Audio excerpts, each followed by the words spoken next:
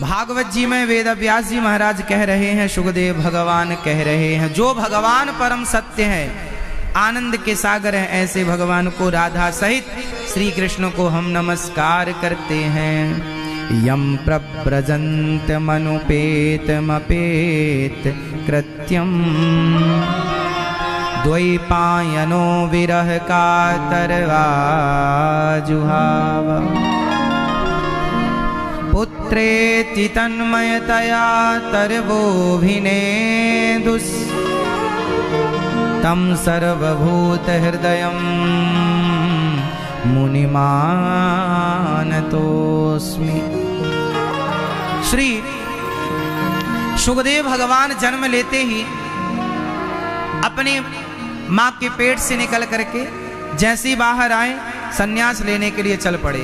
सुखदेव भगवान, जरा समझिएगा, एक बार भगवान शंकर माता, अब ये सुखदेव भगवान कौन है, ये क्यों धरती पर आए, इनकी जरा सी कथा मैं आपको सुनाऊं, बहुत ध्यान पूर्वक सुनिएगा। सुखदेव भगवान, ये उन दिनों की बात है जब भगवान शंकर अपनी पत्नी के साथ बैठे थे। भगवान शिव की पत्नी कौन, माता पार्वती। माता पार्वती ने एक दिन भगवान शिव से कहा, प्रभु ये बताओ, ये जो आपके गले में मुंडों की माला पड़ी है, ये मुंड किसके हैं? मैया, ओ प्यारी मैया, मोबाइल चलाने वाली मैया, मेरी माँ सुन लो, सुनो। सुखदेव भगवान पार्वती मैया शिव जी से बोली, ये गले में जो आपके मुंडों की माला पड़ी है, ये कौन है, किसके मुंड हैं? शंकर जी बोले, ये मुंड किसी और के नहीं, सब तुम्हारे मुंड हैं। हमारे? बोले, हम तो आपके सामने जिंदा हैं। शंकर जी बोले, जिंदा तो हो, पर तुम पहले मर चुकी हो कई बार। तुम्हारा वियोग मैं सहन नहीं कर पाता, तो तुम्हारे मुंडों की माला बना बना के पहन लेता हूं। पिछले जन्म में तुम दक्ष की बेटी थी और भगवान राम की परीक्षा लेने गई थी सीता बनकर।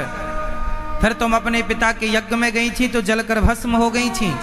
तुम्हारा वियोग मैं सह ना पाया और तुम्हारे गले की माला, मुंडों की माला बनाकर पहन ली। तो माता पार्वती ने कहा, हे भोलेनाथ, मैं बार बार मर जाती हूं और आप मरते ही नहीं, ऐसा क्या राज है आपकी, आप मृत्यु ही नहीं होती? शंकर जी ने कहा, देवी, हमने अमर कथा सुनी है। हमने कौन सी कथा सुनी है? अमर कथा। और जो लोग अमर कथा सुन लेते हैं वो अमर हो जाते हैं, वो मरते नहीं। तो भगवान शंकर ने कहा, पार्वती मैया ने कहा, आपने सुनी है अमर कथा, तो हमें भी सुनवाओ, हम भी सुन लें कौन सी अमर कथा है आपकी। शंकर जी बोले, चलो।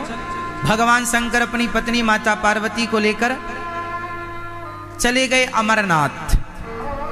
अमरनाथ की पावन धरती पर शंकर जी बैठे हैं और माता पार्वती से कह रहे हैं, मैं कथा सुनाऊंगा पर आंखें बंद करके सुनाऊंगा।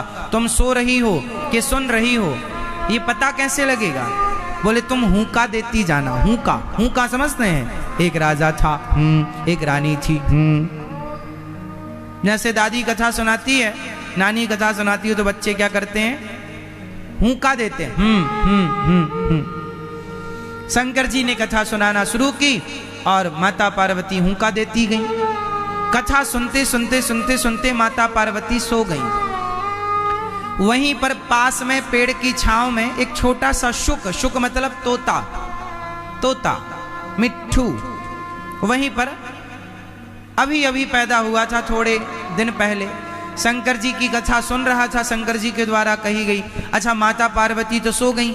अब तोते ने सोचा कि यदि माता पार्वती ने हुंका देना बंद कर दिया तो शंकर जी कथा सुनाना बंद कर देंगे। इसलिए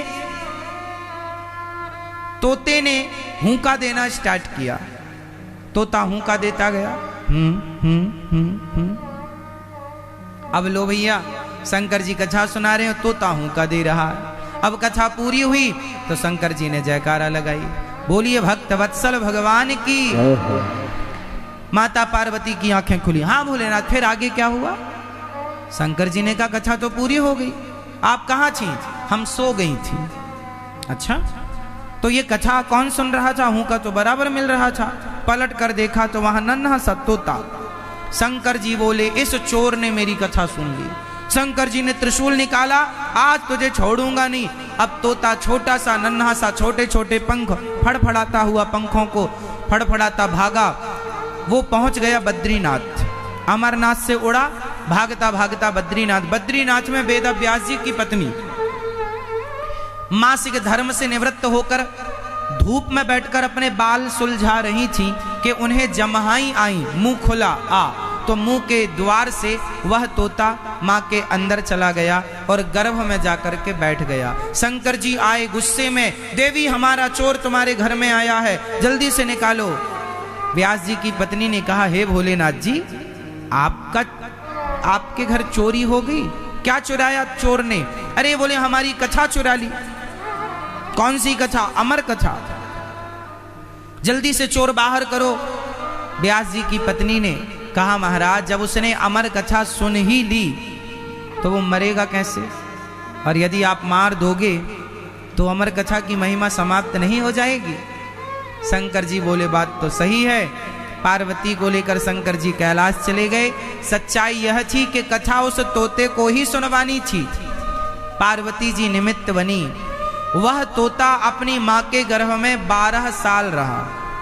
व्यास जी ने कहा, बेटा बाहर आओ, तुम्हारी मां को अत्यधिक पीड़ा हो रही है। बोले सुखदेव जी ने अंदर से कहा, मैं बाहर नहीं आऊंगा, भगवान की माया बड़ी प्रबल है, बाहर आऊंगा उलझ जाऊंगा, मैं अंदर ही ठीक हूं।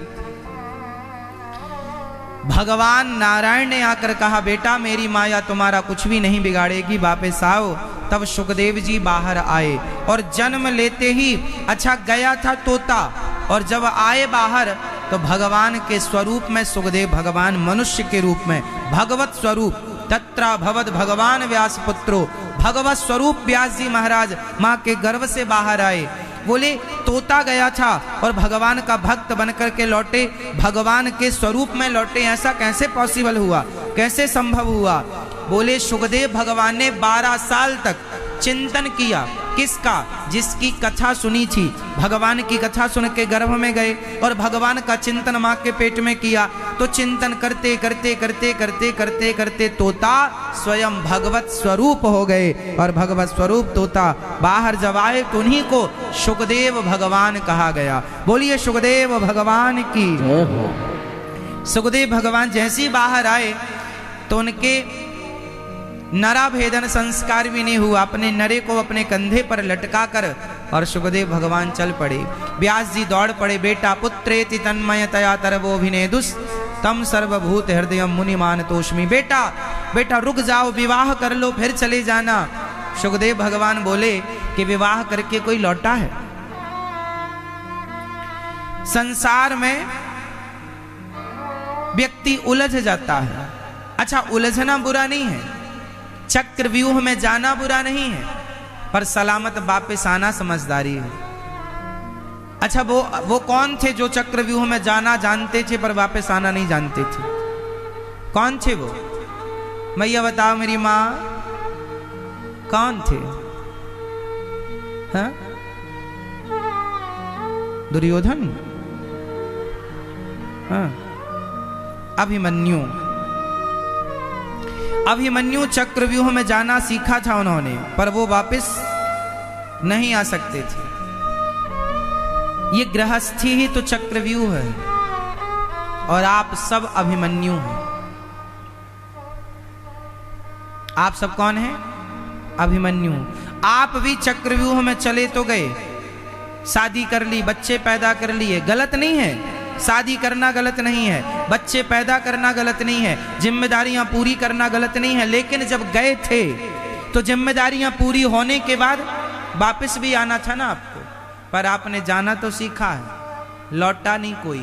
गृहस्थी में लोग चले जाते हैं, वापस नहीं आते, इसलिए आपकी दुर्गति होती है। जैसे गए थे, जिम्मेदारियां पूरी करके काम पूरा करके आ जाते।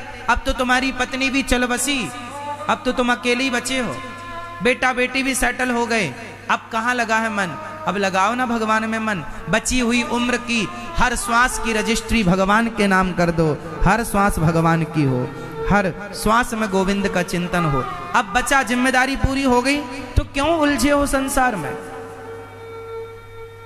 इसका मतलब यह है कि आपने जाना सीखा है, आप वापस आना नहीं चाहते। आप में से कितने लोग ऐसे हैं जिनकी बेटी और बेटों का विवाह पूरा हो चुका, उनकी जिम्मेदारी आप पूरी कर चुके? कितने लोग ऐसे हैं जिनने पूरी कर ली जिम्मेदारियां? वो हाथ उठाए। हो गई पूरी? अभिमन्यु बने हो तो मारे जाओगे, इसलिए गए हो तो वापस लौटो। अब धीरे धीरे मन जगत से हटाओ और जगन्नाथ के चरणों में लगाओ। यही समझदारी है ना मेरी मां?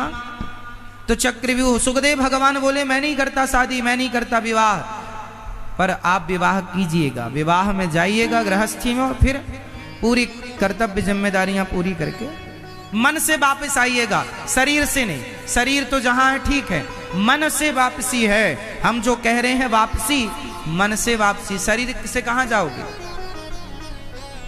ठीक है। तो सुखदेव जी गए, पिताजी ने कहा बेटा जरा रुको, शादी विवाह कर लो फिर चले जाना। सुखदेव जी बोले नहीं। उस परमात्मा को प्राप्त करने के लिए सुखदेव भगवान जंगल गए और आंख बंद करके ध्यान करने लगे। फिर व्यास जी महाराज ने रास्ते में कुछ देवांगनाएं मिली जो निर्वस्त्र होकर नहा रही थी। सुखदेव भगवान को देखकर उन्होंने कपड़े नहीं पहने, पर व्यास जी को देखकर उन्होंने अपने वस्त्र से अपने शरीर को ढक लिया। व्यास जी ने कहा मेरा जवान बेटा गया, तुम्हें शर्म नहीं आई और मुझ बुढ़े को देखकर लाज करती हो? उन कन्याओं ने कहा महाराज आपके पुत्र को तो ये पता ही नहीं कि स्त्री कौन है और पुरुष कौन है, स्त्री पुरुष में भेद क्या है। काम को जीतने वाले महापुरुष सुखदेव भगवान हैं। ऐसे सुखदेव भगवान को बारंबार नमस्कार करते हैं। बोलिए सुखदेव भगवान की जय।